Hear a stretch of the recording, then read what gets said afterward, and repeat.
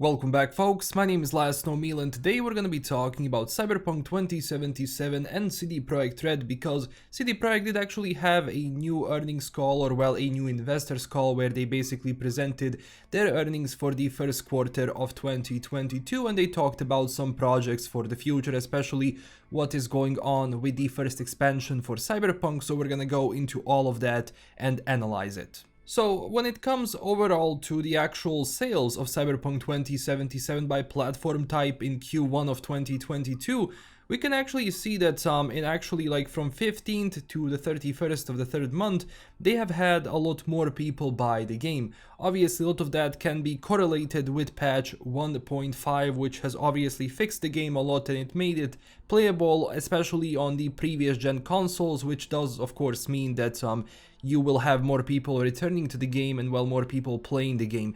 At the same time, we did see a jump also in PC sales, and at the same time having basically like a free trial, which they've had for the patch 1.5 and for Cyberpunk for that month.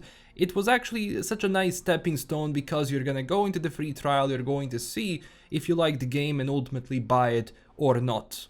Now also coming in the second half of 2022, first off we have Cyberpunk Edgerunners, which is basically the anime series released on Netflix that we are going to learn about very soon. I'm actually going to be, I think, streaming that event. Then also we have The Witcher 3 Wild Hunt Next Gen Update release, and actually as they said it's still coming out at the end of 2022. They actually revealed the release window a couple of days ago, so as it stands right now, hopefully it stands as it is right now and the actual release date stays for that time, hopefully without any more delays, but honestly it would be very unprofessional if they announced this again and it was delayed, so I doubt that another delay is going to happen, but of course I could be proven wrong. And also in 2022 we are going to have the launch of Cyberpunk 2077 expansion marketing campaign. So the good thing about this is that we're going to learn where the first expansion is going to be set relatively soon, but of course I'm not going to expect this info for at least 2, 3, maybe even 4 months until we actually have like the marketing campaign start. But when it comes to the first expansion, I'm sure that we're going to have a logo or the name or something similar to that, which is going to tell us where is it going to be. And of course I will be covering that and as well providing any lore whatsoever which comes out from the expansion itself. Also, one sad thing that we did learn actually from the investors call as well is that yes, there is going to be only one expansion for Cyberpunk 2077 that has been confirmed. Honestly, I'm a bit disappointed in that, so it will depend how big of the expansion is going to be in the first place, but yeah, that's the news regarding that. Now also, let's talk about the development teams which are engaged in ongoing projects. So this is the latest chart we have right now from the 30th of April 2022. We can see that the support for Cyberpunk 2077 and the next gen version has been going down. Obviously this is kinda to be expected because they're gonna be going into this expansion. Now of course, this does obviously mean that a lot of things that people want to see in the game are probably not going to happen. I mean, I'm just a messenger here looking at the chart and making conclusions off of that, but at the same time, you don't need a huge team to like update or support the game. You can actually have a smaller team, but at the same time, we can see that they have less and less people actually doing that, especially now on the 30th of April. So we can assume that the new patch, which is coming out, patch 1.6, is I think going to be the last major patch for 2022 until we actually see the first expansion for the game.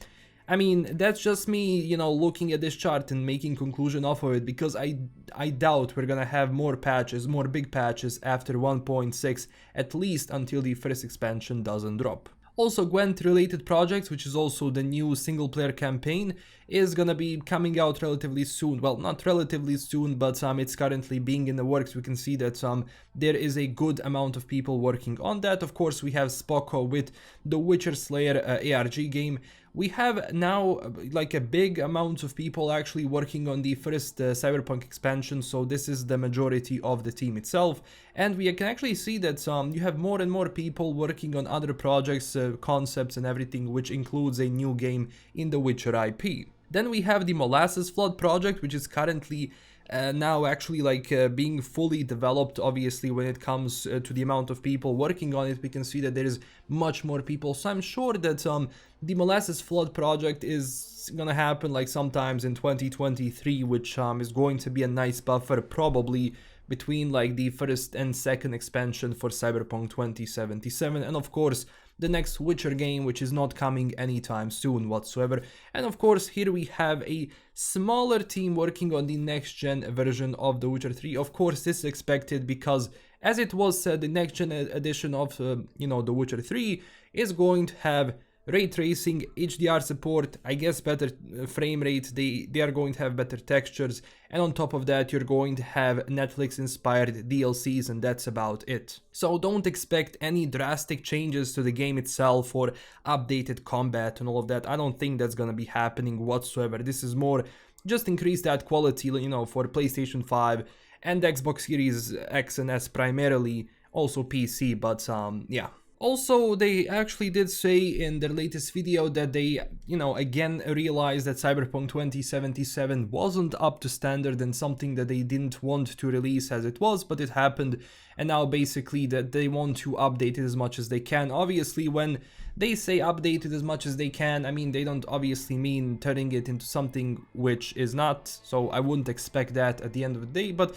I think the most important lesson is going to be the first expansion, because that expansion is going to tell us, okay, how can you adapt the world even more? How did you work on some of the minuses Cyberpunk had, in the main title? You can fix that later on in the expansion. It won't be the first time, because obviously CDPR did learn a lot from the release of Witcher 3. When Blood and Wine came out, they were able to polish the story a little bit better, to fix the pacing and just generally fix their gameplay loop and the game formula that The Witcher had prior to the release of Blood and Wine. But that's about it when it comes to the actual, update from CDPR. They also said that GOG is increasing in, amount of people joining the actual platform, so that's cool, because I mean, if you want classic games without DRM, I think GOG is definitely going to be a place for you to explore. And this is it for the video. Thank you so much for watching. Don't forget to tell me down below what do you think about all of this, and if you enjoyed the video, click that like and subscribe button, and also check us out on Twitter and Discord. And huge thanks to my current Patreon supporters. This is LKM signing out, and stay classy everyone. Bye bye.